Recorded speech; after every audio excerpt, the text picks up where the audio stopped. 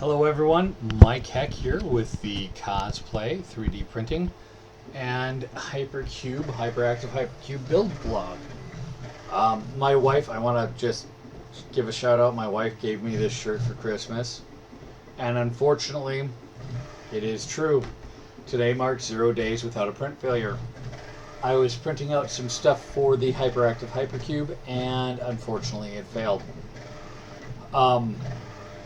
What you see there is a functional portion of the Hyperactive Hypercube where it can raise and lower the Z-bed. You did notice, I'm assuming, a little bit of a wobble there, and that is being attributed by myself to the fact that there's only 2 of the 4 smooth rods on the outside, but I still have the 2 threaded rods lifting and lowering the bed.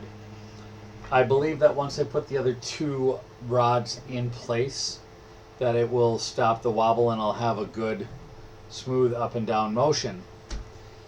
The thing that I'm waiting for right now is I'm waiting on that order from Amazon with the 2 smooth rods.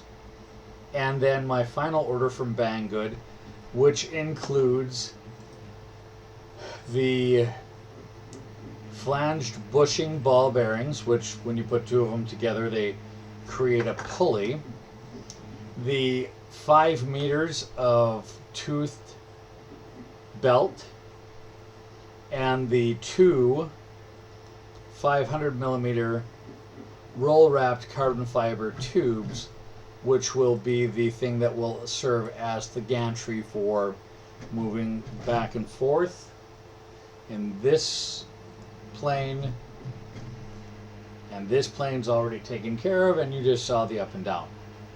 So once I get tomorrow's order from Amazon, and hopefully before the end of the year the order from Banggood, I'll have everything I need to put together the Hyperactive Hypercube.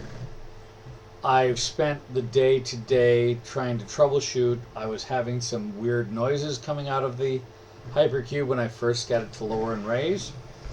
There are 2 things that I found out. Number 1, if your connector does not sit exactly perfect within the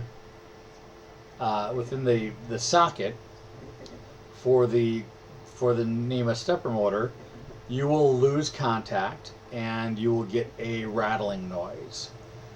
The other thing I found out is that the clearances on either side of the build plate are so incredibly tight right now that I ended up scratching one side of the aluminum case, the aluminum cube build, because the larger plate aluminum got so close that it scraped some of the paint off of the T-square aluminum.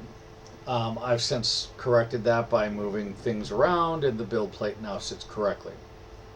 Hopefully. We'll see. I've ended up having to put the extruder and the 2 stepper motors on backwards, reverse order. And I'll see if the XY motors need to be reversed as well, so that I could get down to be down and up to be up. And because of the way that I printed out the Bowden extruder, it needed to be mounted in a specific way, and that required me to have the extruder feeding backwards. Shouldn't be a big deal.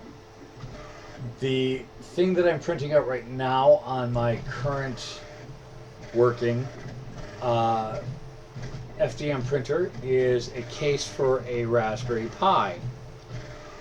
One of the things I am doing with all of these machines that I have, except for the Elegoo Mars, is I am running them off of the Octoprint or OctoPi interface. It's fairly clean in my opinion.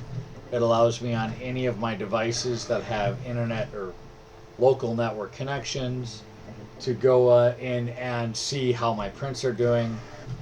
So I'm really happy with it.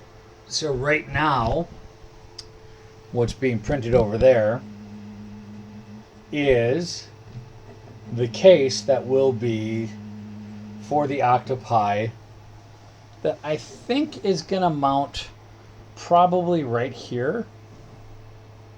But I'm not certain about that. I'm a little unsure about that because I have a very limited amount of USB cable, and I also don't want to interfere with the print head if I can help it. So it's either going to be mounted like right here or possibly in that front corner.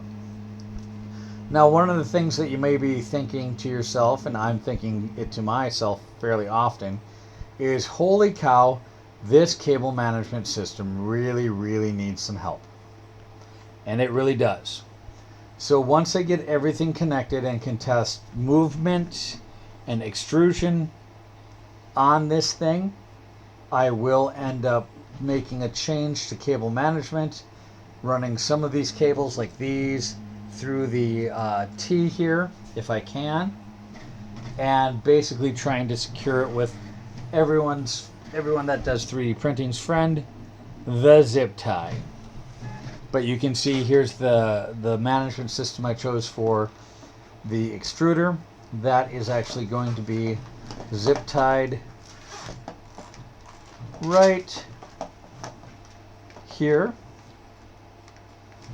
when it's done,